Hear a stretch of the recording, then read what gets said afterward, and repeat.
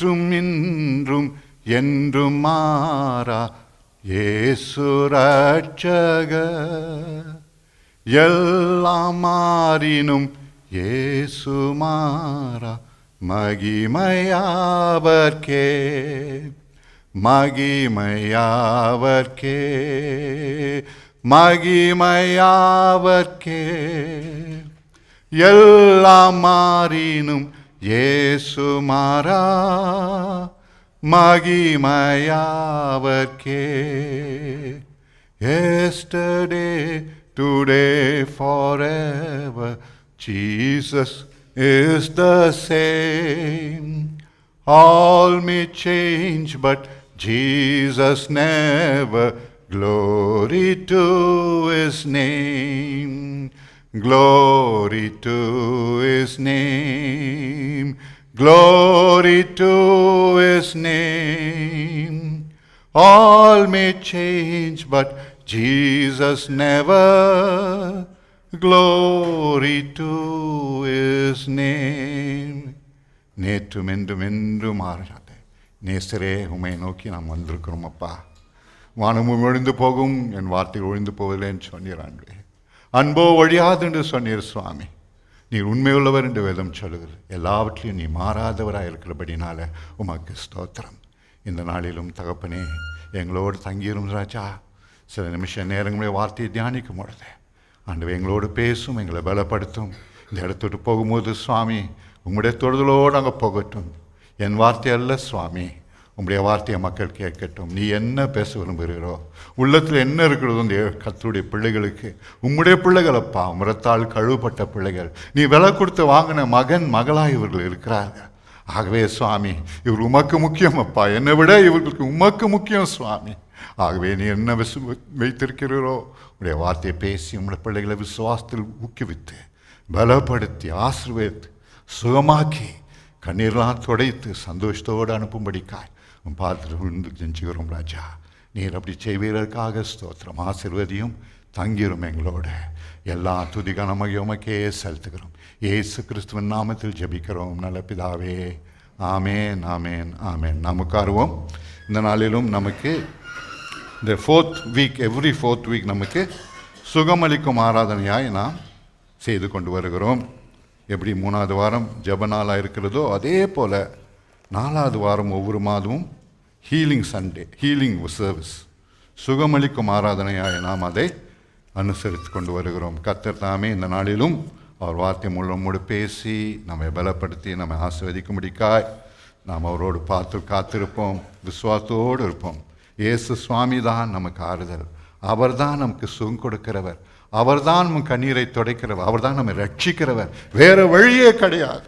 அவர் விட்டால் வேறு கதியே நமக்கு கிடையாது பிரியமானவர். ஆகவே எந்த மனிதனும் பார்க்க வேண்டாம், யார் என்ன யோசிக்காங்கன்னு யோசிக்க வேண்டாம். நாம் செய்ய வேண்டியதெல்லாம் என்ன, அவர் காலை எருகப்படுத்திக் கொள்வோம்.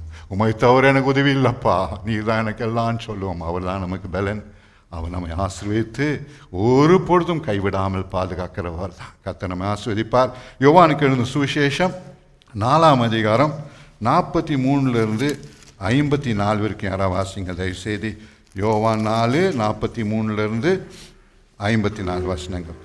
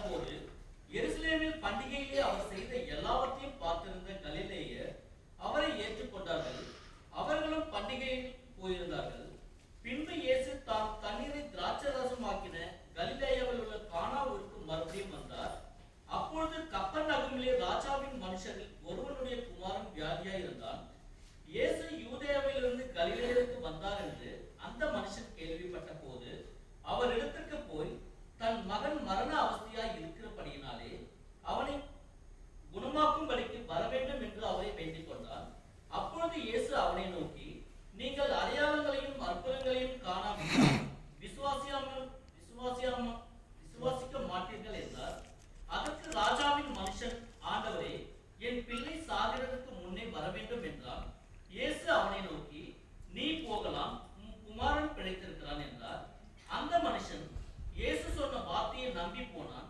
அவன் போகையில்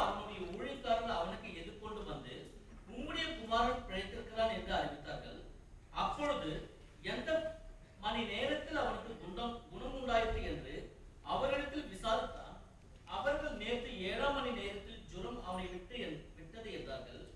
உன் குமாரன் பிழைத்திருக்கிறான் என்று இயேசு தன்னுடைய சொன்ன மணி நேரம் அதுவே என்று தகப்பன் அறிந்து அவனும் அவன் வீட்டார் அனைவரும் விசுவாசித்தார்கள். இயேசு யூதேயாவிலிருந்து கலிலேயாவுக்கு திரும்பி வந்த பின்பு இது அவர் செய்த இரண்டாம் அற்புதம். ஆமென். இங்கே நாம் பார்க்கிறோம், இயேசு கிறிஸ்து அந்த சமாரியா பெண்ணோடு பேசிவிட்டு அங்கே ரட்சிப்பின் வல்லமையை அறிவித்துவிட்டு அவர் திரும்பி வருகிறார். வந்த பொழுது கலிலேயா அந்த கானான் என்னும் இடத்துக்கு தேவன் ஆண்டவராக இயேசு கிறிஸ்து வருவதாக பார்க்கிறோம். அப்பொழுது அங்கிருந்த ஒரு ராஜாவின் குடும்பத்தை சேர்ந்த ஒரு மனிதன் அதை கேள்விப்பட்டு என்ன செய்கிறான், ஓடோடி வந்து அவன் மகன் சுகவீனமாக இருப்பதனால மரண தருவாயில் இருக்கிறான் என்று சொல்லி அதை அறிந்த அவன், இயேசு இங்கே வந்திருக்கிறார், கானானுக்கு ஊருக்கு வந்திருக்கிறார், நம்முடைய இடத்துக்கு வந்திருக்கிறார் என்று கேள்விப்பட்டு அவன் என்ன செய்கிறான், எல்லாத்தையும் விட்டு ஓடி இயேசு ஆண்டு வருகிறான் என்று நாம் பார்க்கிறோம். பிரியமான தேவ பிள்ளைகளே, ஒருவேளை அவனுக்கு எல்லாம் ஆஸ்தி செல்வம் எல்லாம் இருந்தது, அவனுக்கு புகழ்ச்சி பேர் எல்லாம் இருந்தது, அதிகாரம் இருந்தது, எல்லாம் இருந்தது. ஆனாலும் பாருங்கள், அந்த நேரத்தில் மகன் மரண தருவாயில் இருக்கும் பொழுது அவனுக்கு உதவி செய்ய யார் இருக்கிறார்? அவன் பணம் உதவி செய்ய முடியுமா? அவனுடைய புகழ்ச்சி உதவி செய்ய முடியுமா? அவனுடைய அதிகாரம் அவனுக்கு உதவி செய்ய முடியுமா? ஒருவரும் உதவி செய்ய முடியாது. அநேக தடவை நாமும் கூட அப்படிப்பட்ட நாட்கள் வருகிறது, அப்படிப்பட்ட சம்பவங்கள் நம் வாழ்க்கையில் ஏற்படுகிறது, இப்படிப்பட்ட நேரங்கள் வருவது உண்டு. அப்பொழுதெல்லாம் நாம் செய்வதெல்லாம் என்ன, உம்மை தவிர வருகிறது இல்லைப்பா, நீ தான் எனக்கெல்லாம் சுவாமி என்று சொல்லி அவற்றில் ஓடி வருகிறோம். அதை தான் நான் செய்தான் பாருங்கள். ஆனால் அங்கே வேதம் ஒரு விசேஷமான ஒரு காரியம் சொல்லுகிறது. அவன் இயேசுவை அங்கே வந்திருக்கிறார் என்பதை கேள்விப்பட்டான். இயேசு அங்கே வந்திருக்கிறார் என்று கேள்விப்பட்டான். இதுதான் முக்கியமான ஒரு காரியம் பாருங்கள். ஆனால் இவன் ஏன் இயேசு சுகமளிப்பார், இயேசு என் மகனுக்கு சுகம் கொடுப்பார் என்பதை அவனுக்கு ஒருவேளை எப்படி அறிந்திருந்தான் என்றால், ஒருவேளை அவன் கூட அந்த திருமணத்துக்கு கானா ஒரு கல்யாணத்துக்கு அவன் ஒரு பெரிய மனிதனாக இருந்தபடியினாலே அவனையும் கூட அழைத்திருந்திருப்பார்கள். அந்த நாளில் அவனும் சென்றிருப்பான். அங்கே இயேசு கிறிஸ்து செய்த அந்த மகா பெரிய அற்புதத்தை பார்த்து இருப்பான். எப்படி தண்ணீரை திராட்சரசமாக மாற்றி அந்த குடும்பங்களை ஆசீர்வதித்தார், அந்த திருமண வீடை ஆசீர்வதித்தார் என்பதை அவன் பார்த்திருந்திருப்பான். ஆகவே தான் அவனுக்கு தெரியும், தண்ணீரை திராட்சரசமாய் மாற்றும் இந்த தேவன் கட்டாயமாக மகனை சுகமாக்க முடியும் என்று சொல்லிதான் அவன் ஓடோடி வருகிறான். வியாதி வரும் பொழுது, கஷ்டங்கள் வரும் பொழுது, உபத்திரம் வரும் பொழுது வீட்டில் என்ன ஆகிறது, எல்லாமே இருண்டு போகிறது. பிரியமானவர்களே, எல்லாமே இருண்டு போகிறது. குடும்பத்தில் சந்தோஷம் இல்லை, பிள்ளைகள் மத்தியில் சமாதானம் இல்லை, வேதத்தை வாசிக்க முடியவில்லை, ஜெபிக்க முடியவில்லை. ஏன் நம் விசுவாசம் கூட தடுமாற ஆரம்பிக்கிறது, போதுமான விசுவாசம் இல்லை. இப்படிப்பட்ட நேரங்கள் நாம் என்ன செய்ய போகிறோம்?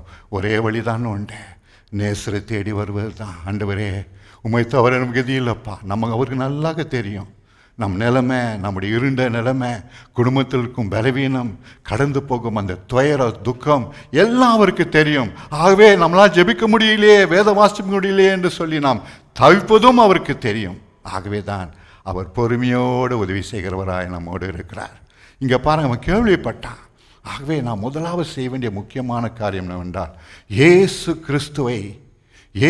கிறிஸ்துவை மக்களுக்கு அறிமுகம் செய்வது மிக மிக முக்கியம். பிரியமானவர்களே, இவன் மாற்றம் பாருங்க. ஒருவேளை இயேசு சுவாமி அங்கே வந்திருக்கார் என்று கேள்விப்படாமல் இருந்திருந்தால், ஒருவேளை இயேசுவே அறியாமல் இருந்தால் என்ன இருக்கும், அவனுடைய மகன் மரித்து போயிருப்பான். இதே போன்ற ஏராள மக்கள் இந்த உலகத்திலுண்டு. யோசித்து பாருங்கள். ஒரு சில வருஷம் முன்பாக நான் ஒரு சம்பவத்தை கேள்விப்பட்டேன். ஷார்ஜாவில் ஒரு வாலிபன் பணம் கஷ்டத்து நிமித்தம், உபத்திரத்து நிமித்தம், வேலையில்லாத திண்டாத்து நிமித்தம் என்ன செய்தானா, மேலிருந்து ஒரு மாடியிலிருந்து கீழே குதித்து தன்னை மாய்த்து கொண்டான். இது போன்ற காரியங்கள் எத்தனை உண்டு. ஒருவேளை நான் யோசிப்பது உண்டு, ஆண்டவரே, இயேசுவை அறிந்திருந்தால், ஒருவேளை சபையை அறிந்திருந்தால் யாராவது அவனுக்கு உதவி செய்திருப்பாங்க, இயேசு பற்றி சொல்லியிருப்பாங்க, அவன் பாதுகாக்கப்பட்டிருப்பானே, அவன் ரட்சிக்கப்பட்டிருப்பானே என்று நான் யோசிப்பது உண்டு. எத்தனை தடவை நாம் இப்படிப்பட்ட நிலைமையில் நாம் இருக்கிறோம். மக்களுக்கு இயேசுவை சொல்லாமல் போவதனால, just because they have not heard of Jesus, many people have left this world. இந்த உலகத்தை விட்டு கடந்து போனார்கள். பிரியமானவர்களே, அது மட்டும் மக்கள் வியாதியினால மரித்து போயிருக்கிறாங்க. இயேசு பற்றி கேள்விப்படாதனால அநாதிகளாய் குடும்பங்கள் போயிருக்கிறது. எத்தனை குடும்பங்கள் அழிந்து போயிருக்கிறது. யோசித்து பாருங்க. இயேசுவை மாட்ட கேள்விப்பட்டிருந்தா ஏதாவது வழி இயேசு சுவாமி தரப்பார். நீங்கள் பாருங்கள், இயேசு விசுவாசத்தை யாராவது கேட்டு போயிருக்கிறாங்களா? யாராவது ஒருத்தர் சொல்ல முடியுமா? இயேசுவை நம்பினவர்கள் வறுமை இருந்திருக்கலாம், பாடுகள் இருந்திருக்கலாம், உபோத்திரம் இருந்திருக்கலாம், கஷ்டங்கள் இருந்திருக்கலாம், பலவிதமான இழப்புகள் இருந்திருக்கலாம். ஆனாலும் பாருங்க, அவங்க வாழ்க்கையில ஒரு பொழுதும் அவர் கைவிடவே மாட்டார். தாவீது சொன்னார், I was young, now I am old, yet have I not seen the righteous forsaken, nor his seed begging bread. நான் வயதுன்னா இன்னைக்கு ஆடிட்டேன், நான் வாலிபனா இருந்தேன், தேவ பக்தியாக இருந்த மக்களை பார்த்துருக்கிறேன், அவங்க பிள்ளைகள் ஒரு நாளும் அப்பத்துக்கு திரிவதை நான் கண்டதே இல்லைன்னு சொன்னான். எத்தனை உண்மை அது! ஆகவே தான் நாம் எப்பொழுதும் இயேசுவை பற்றி சொல்வது மிக மிக முக்கியம். கஷ்டங்கள் வந்தாலுமே கைவிட மாட்டார். பாடுகள் உண்டு, உண்மைதான், உபத்திரம் உண்டு. ஆனாலும் பாருங்கள், நம்ம விட்டுட்டாரா? நம்ம விட்டு போயிட்டாரா? இல்லவே இல்லையே. அவைகள் மத்தியில் நம்மை தலை தூக்கி நடக்க செய்திருக்கிறார். ஏன்? கஷ்டத்தின் பாதையில் கடந்து போன நாட்களை திரும்பி பார்க்கும் பொழுது, ஆண்டவரே, நாங்கள் இப்படிப்பட்ட நிலைமையில் கூட நாம் தப்பித்து கொள்ள முடியுமா?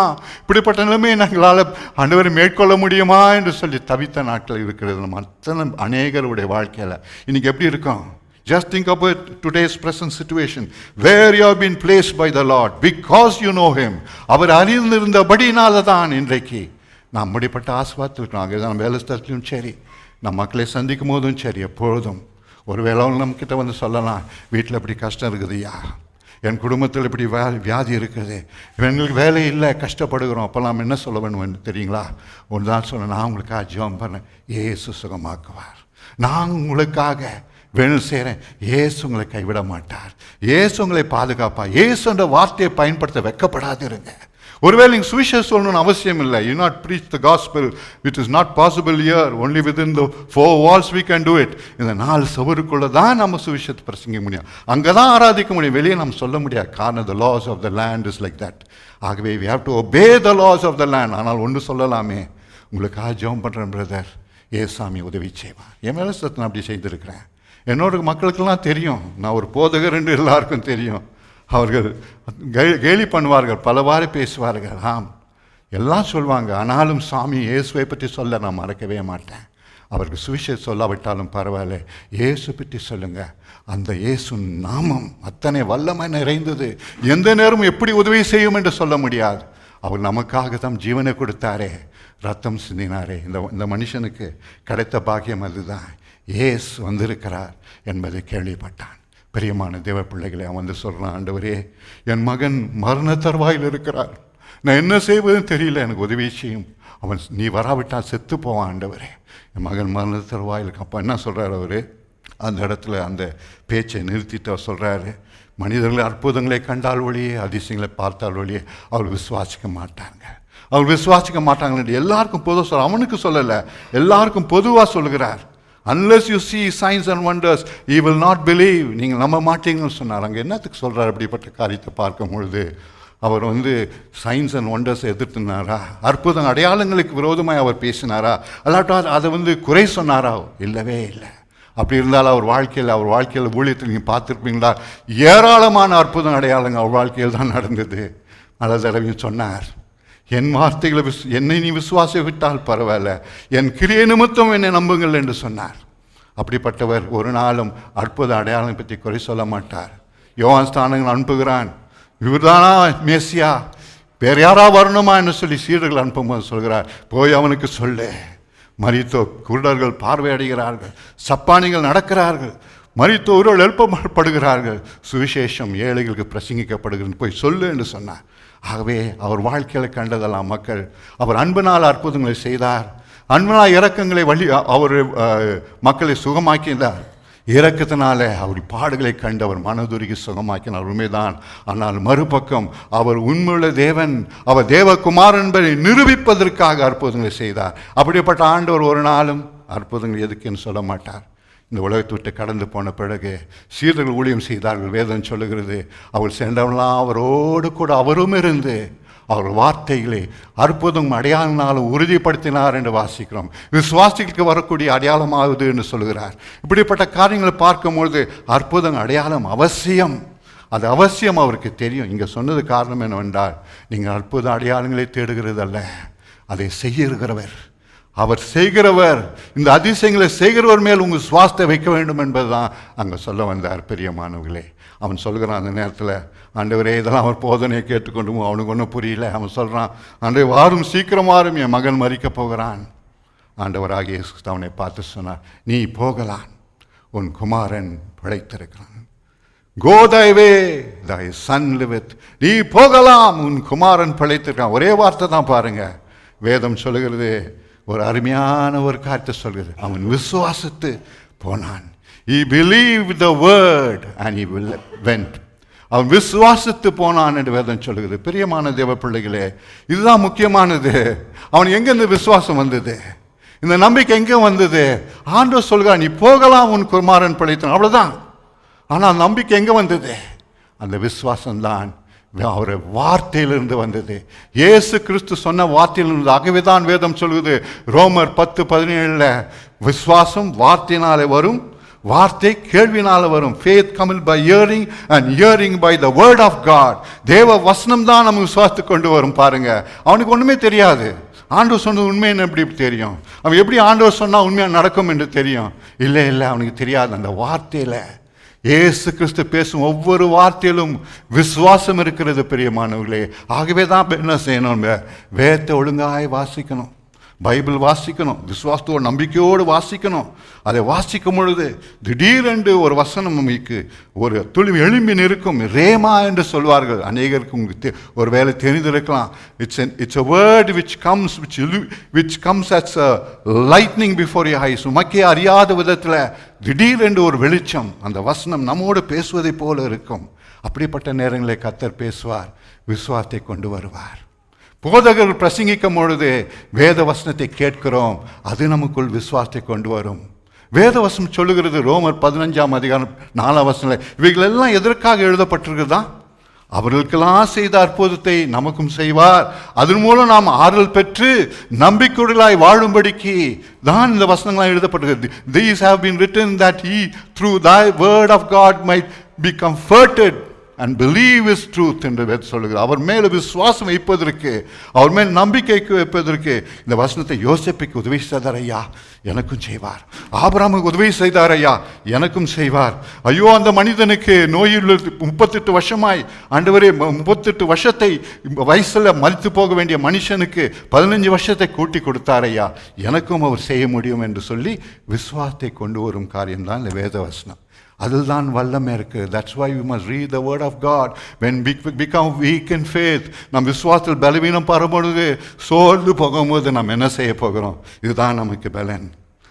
வேதத்தை எடுத்து வாசிப்போம், அது எழுதப்பட்டதெல்லாம் வாசிப்போம். இந்த மனிதனுக்கு உதவி செய்தாரே, அந்த மனிதனுக்கு உதவி செய்தாரே, இந்த பெண்ணுக்கு உதவி செய்தாரே, அந்த சகோதரிக்கு உதவி செய்தாரே, எனக்கும் அவர் செய்வார் என்று சொல்லக்கூடிய நம்பிக்கை உள்ளத்தில் வரும்.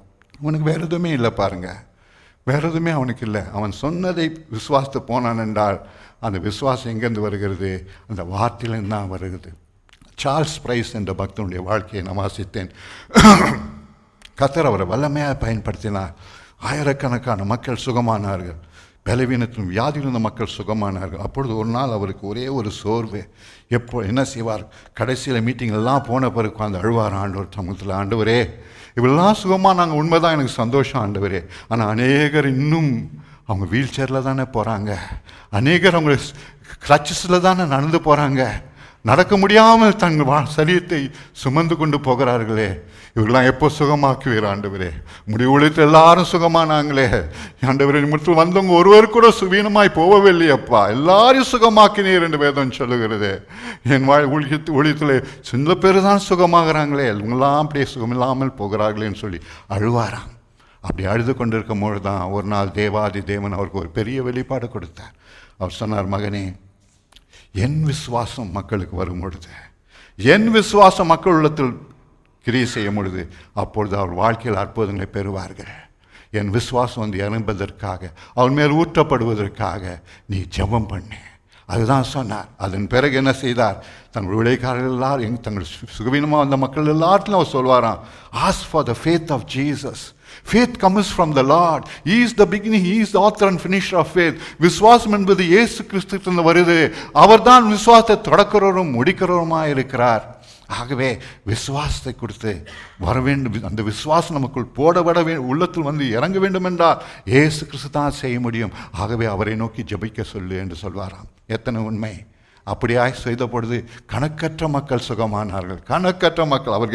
அவரை நினைக்க முடியாத விதத்தில் அற்புதங்கள் சுகமாகும். மீட்டிங் நடத்திக்கிட்டே இருப்பார்.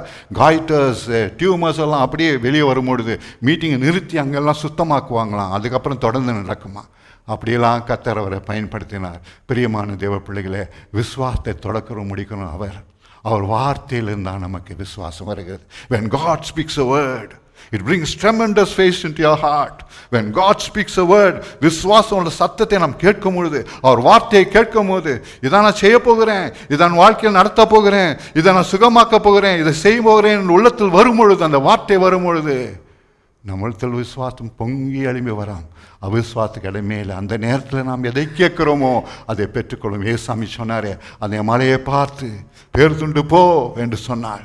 நீ சொன்னபடி ஆகும். விசுவாசித்தால் கடுகுள்ள ஒரு கடுகை போல விசுவாசம் இருந்தா போதும். If you have faith as a grain of mustard seed, and say unto this mountain, be thou removed and be thou cast into the sea, and shall not doubt in his heart, shall believe that what he said shall come to pass, shall have whatsoever he said. என்ன சொல்றான் அது நடக்கும். எப்பொழுது? இயேசுவின் விசுவாசம். அந்த கடுகுல விசுவாசம் என்ன விசுவாசம் தெரியுங்களா? இயேசுவின் விசுவாசம். அங்கே சொல்லுகிறார், have faith in God என்று. சரியான லிட்ரல் டிரான்ஸ்லேஷன் அங்கே என்ன போட்டு தெரியுமா? மார்க் 11ஆம் அதிகாரத்தில் வாசிக்கிறேன். 22 26 வசனங்கள் இதை வாசிப்பீங்கன்னா இந்த சம்பவத்தை பார்க்கலாம். அங்கே சொல்கிறார், விசுவாசம், கர்த்தர் மேல் விசுவாசம் உள்ளார்கள் என்று. ஆனால் சரியான literal translation have the faith of God. கிறிஸ்துவின் தேவனுடைய விசுவாசத்தை பெற்றுக்கொள்ளுங்கள், தேவனுடைய விசுவாசம் உடையவர்களாக இருங்கள் என்று சொல்லி தான் ஏசாமி சொன்னானா. அந்த விசுவாசம் நமக்குள் வரும் பொழுது, அந்த விசுவாசம் வரும்பொழுது கர்த்தர் நமக்கு உதவி செய்வார். பிரியமானவர்களே, நாம் கேட்பதெல்லாம் அவர் வார்த்தையை கேட்போம். ஆண்டவரே, speak to me Lord, quicken the word that you are given to me, let a rhema spring forth from the word of God.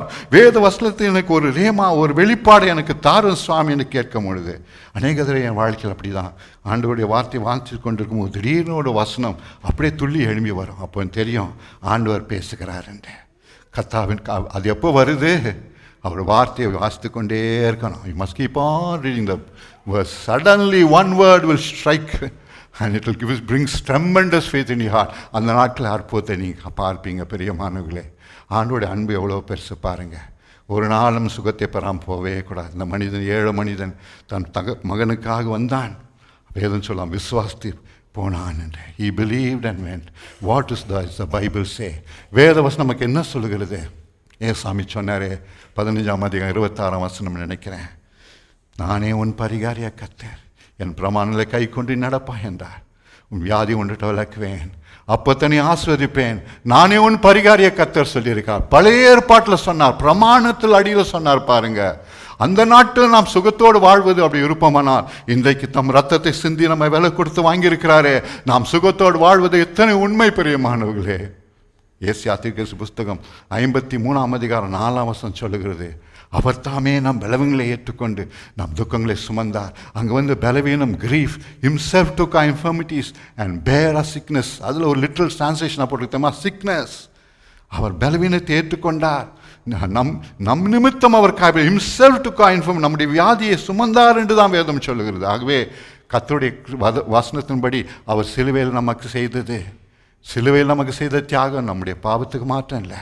பாவத்தோடு இருந்து விட்டு பரிசுத்தமாய் வாழ்ந்து விட்டு சுகவீனமாய் இருப்பதில் யாருக்கு என்ன பயன்? எந்த குடும்பத்துக்கு பயன்? யோசித்து பாருங்க. பரிசுத்தமாய் வாழலாம், அபிஷேகத்தால் நிறைந்திருக்கலாம், வல்லமையால் நிறைந்திருக்கலாம். But if you are going to be sick all the time, what is the point? That is not the will of God concerning anybody. கர்த்தருடைய சித்தம் ஒரு பொழுதும் இல்லை. நாம் சுகமாக இருப்பதுதான் விரும்புகிறார். ஆகவே தான் அப்படி சொல்லுகிறது, அவர் தாமே நம் பலவீனங்களை ஏற்றுக்கொண்டு நம் நோய்களை சுமந்தார். மத்திய 8:17 வாசிக்கும், சூரியன் அஸ்தமித்த பொழுது அநேக நோயாளிகள் அவர்கள் கொண்டு வந்தார். அவர் வார்த்தை நிறைவேறுவதற்காக, ஏசியா தீர்க்கதரிசி புஸ்தகத்தில் எழுதப்பட்ட வார்த்தை நிறைவேறுவதற்காக அவர்கள் எல்லாரும் சுகமாக்கினார் என்று சொல்லி பார்க்குறோம். இந்த நாளிலே விசுவாசிப்போம். வேத வசனம் சொல்கிறது விசுவாசிப்போம். அந்த வார்த்தையின்படியே விசுவாசிப்போம். அந்த மனுஷன் விசுவாசித்து போனான், நாமும் விசுவாசிப்போம். நீதி நிமித்தம் காயப்பட்டு நான் அக்கிரம நிமித்தம் நொறுக்கப்பட்டார், நமக்கு சமாதானம் உண்டு பண்ண ஆக்கின அவர் மேலே விழுந்தது, அவர் தழும்புகளால் குணமானோம். 53 ஐசியா 53:5 அப்படி சொல்கிறார். தழும்பலால் குணமானோம். 1 Peter 2:24 சொல்கிறார், தழும்பலால் குணமாயிட்டோன்னு எழுதப்பட்டது. It talks about the past, we were healed by his stripes. இங்கே தழும்பலால் குணமாகிறோம் எழுதப்பட்டிருக்குது ஏசியாவில். அங்கே தழும்பலால் குணமானோம் என்று எழுதப்பட்டிருக்குது. எனவே இயேசு கிறிஸ்து 2000 வருஷம் முன் நமக்காக சிலுவையில் எல்லாவற்றையும் செய்து முடித்தார். சாபத்தை ஏற்றுக்கொண்டார், வறுமையை ஏற்றுக்கொண்டார், நம்முடைய வியாதிகளை ஏற்றுக்கொண்டார், நம் நோயில் ஏற்றுக்கொண்டார். விசுவாசிப்போம். அன்றைக்கு அவன் விசுவாசித்து போனான், கர்த்தருடைய வார்த்தையை விசுவாசித்து போனான். இன்றைக்கும் வேத வசனத்தில் எழுதப்பட்ட அத்தனை சத்தியத்தையும் நம்புவோம், விசுவாசிப்போம், அதற்காக ஸ்தோத்திரம் பண்ணுவோம். ஆண்டவரே உமக்கு நன்றி ஐயா, என்னை சுகமாக்க உமால முடியும் என்று சொல்லி ஜெபம் பண்ணி ஸ்தோத்திரம் பண்ணுவோம். கட்டாயமாக கர்த்தர் சுகம் கொடுப்பார். நாம் சுகயமாக இருப்பது சித்தமே இல்லை பிரியமானவர்களே. இந்த சரீரமுடைய ஆலயம் என்று வேதம் சொல்லுகிறது. பரிசுத்தாவி தங்கும் ஆலயம். 1 Corinthians 3:16, 1 Corinthians 6:19 வசனம் சொல்லுகிறது, what is the temple of the Holy Ghost, the spirit of God dwelleth in us.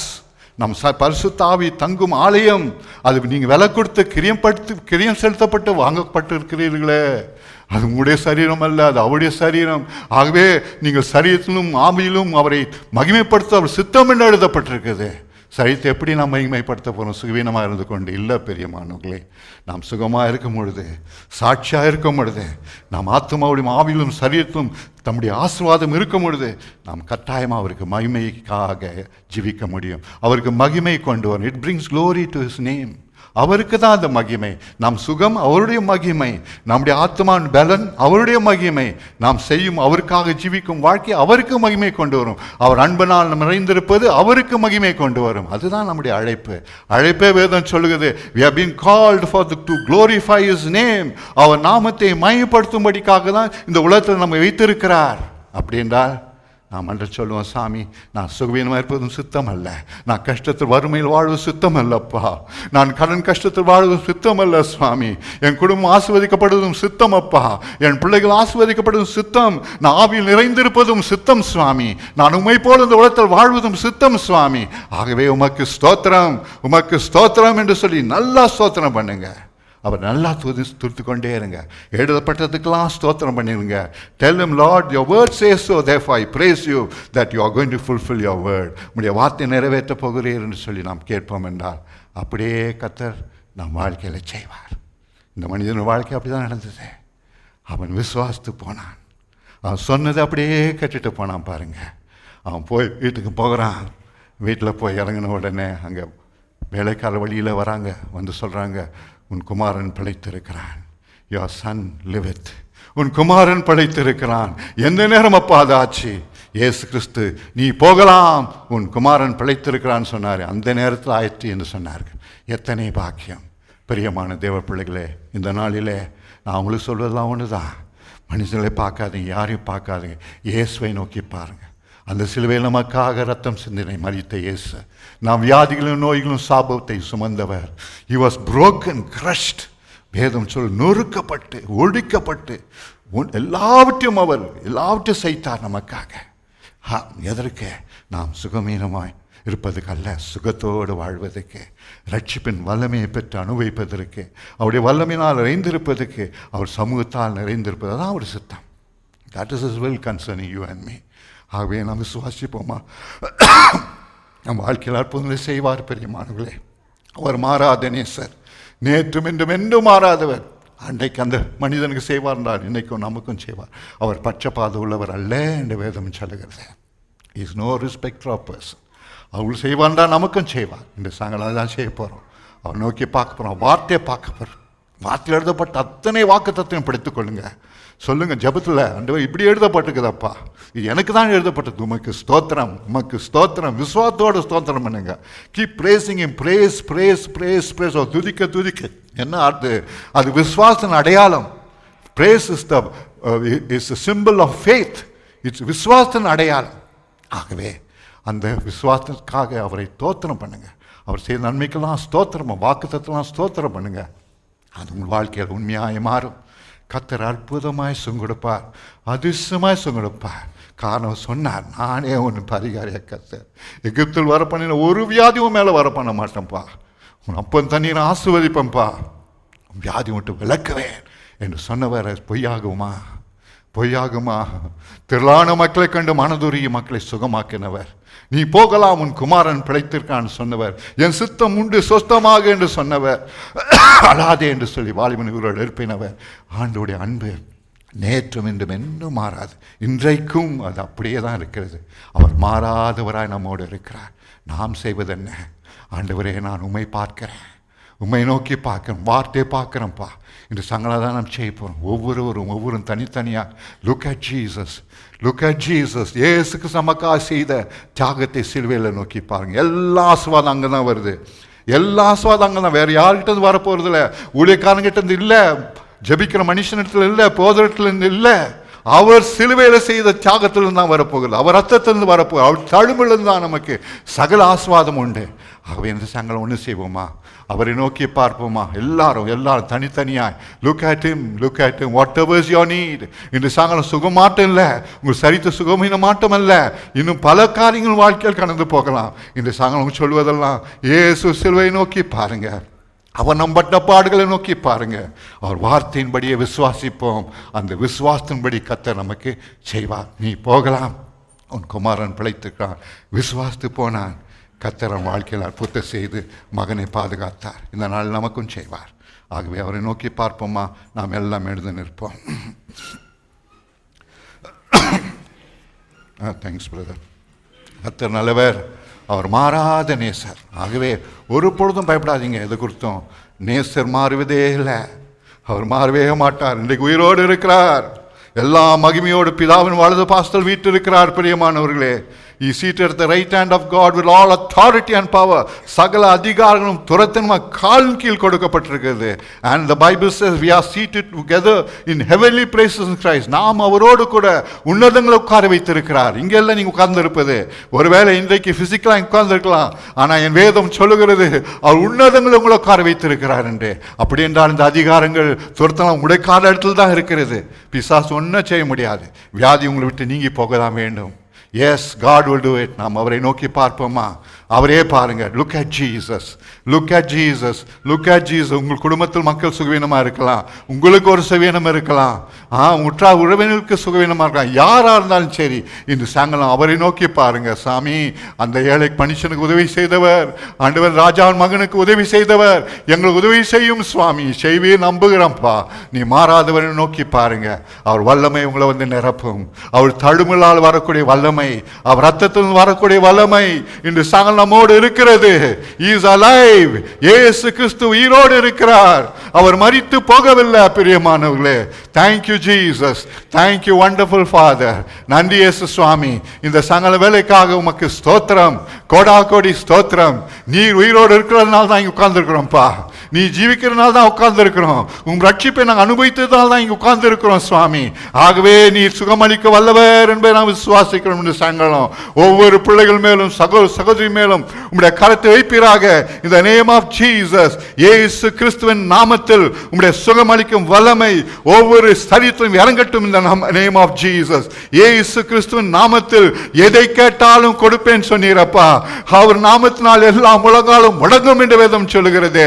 இன்று சாயங்காலம் ஒவ்வொரு மேலும் கரத்தை வைப்பீராக. உம்முடைய வல்லமை வந்து இறங்கட்டும் சுவாமி. Thank you Jesus.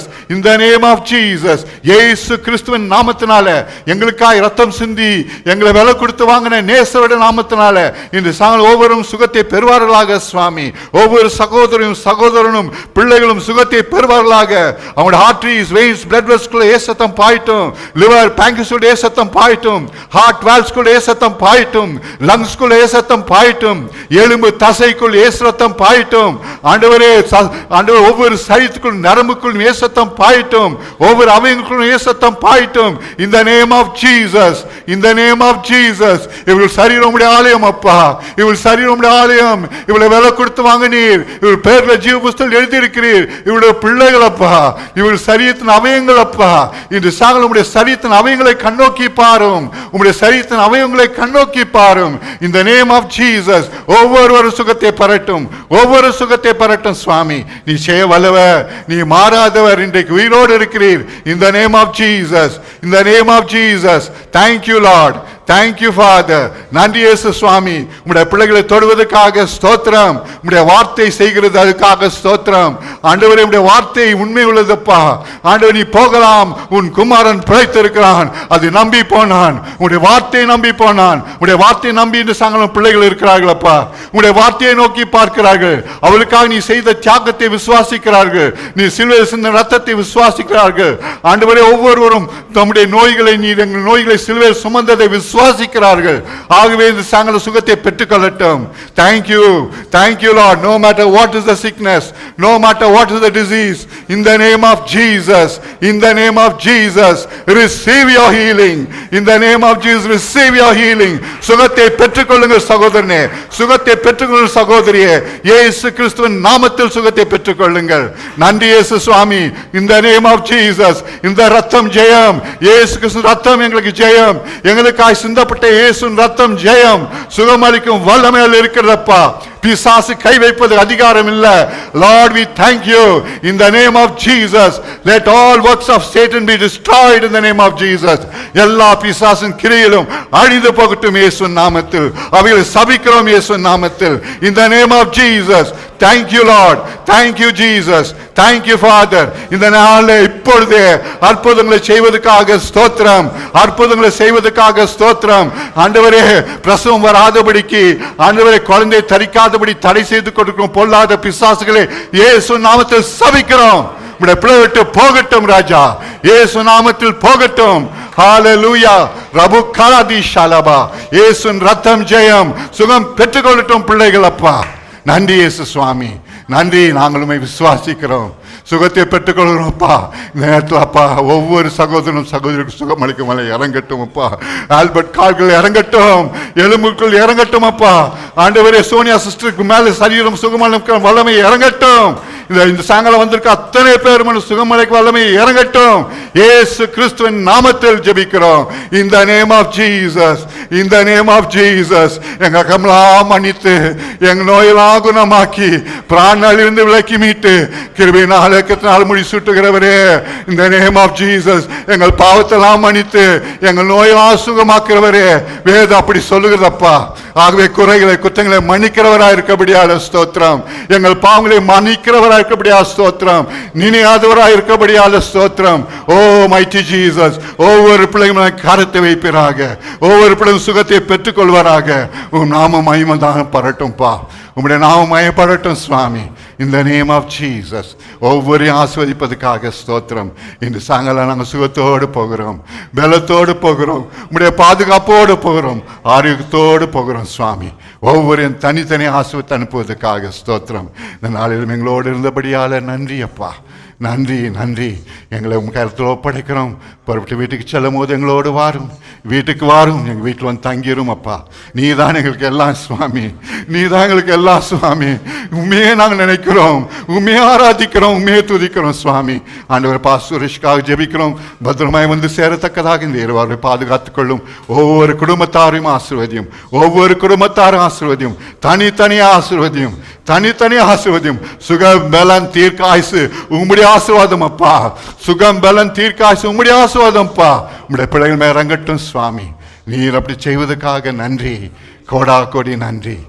Thank you Jesus, thank you Father, thank you Holy Spirit, thank you Lord, thank you Jesus, thank you Son of God. நீ உயிரோடு இருக்கிறீர், அதுக்காக ஸ்தோத்திரம். ஜீவிக்கிறீர்களுக்காக ஸ்தோத்திரம். உம்முடைய பிள்ளைகள் வைக்கப்பட்டு போவதில்லை சுவாமி, உம்முடைய பிள்ளைகள் வைக்கப்பட்டு போவதில்லை சுவாமி. ஒவ்வொரு ஆசீர்வதிப்பதற்காக ஸ்தோத்திரம். ஆசீர்வதியும், ஆசீர்வதியும். இந்த நேம் ஆஃப் ஜீசஸ், இந்த நேம் ஆஃப் ஜீசஸ். உமக்கு நன்றி அப்பா, உமக்கு ஸ்தோத்திரம். எங்களோடு இருந்தபடியால் ஸ்தோத்திரம். உம் நாமாட்டமாயும் எடுத்துக்கொள்ளும் அப்பா. ஜீவனுள்ள இயேசு கிறிஸ்துவின் பரிசுத்த நாமத்தில் ஜெபிக்கிறோம் நல்ல பிதாவே. ஆமேன், ஆமேன், ஆமேன்.